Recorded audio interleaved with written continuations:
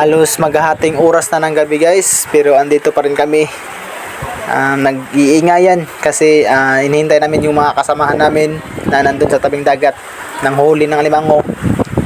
At makalipas ang ilang minuto ay dumating yung mga kasamahan namin. Nagulat na lang kami dahil sa sobrang daming alimango na nahuli nila.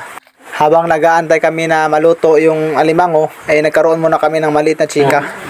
Amin, istrada mo, lumo na ako ini. Oo, lumo din mo. At dito sa bayay mo. Ilaila sa kamo. Kasi mo Kailan, nag-iila na kami. Salmi ka ini. Hindi kami nakakaramdam ng antok dahil sa mga nakakatuwang istorya. Kami na lang yung maingay sa oras na ito guys. Oy, nga na ang gray ko, tingi.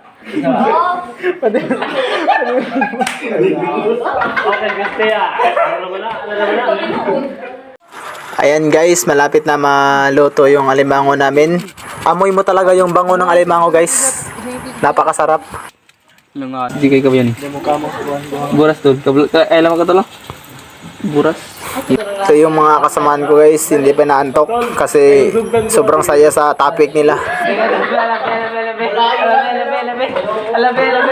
Lagi yo. Umubaro ka, putlo na mo.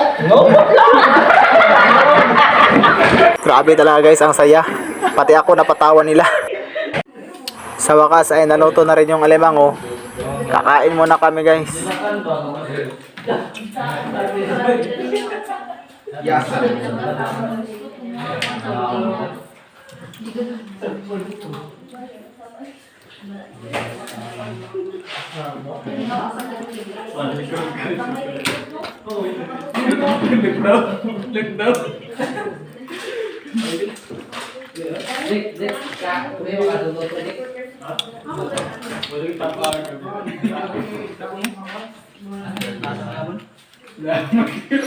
Pagkatapos namin kumain ay matutulog na agad kami para sa gagawin naming sampling bukas.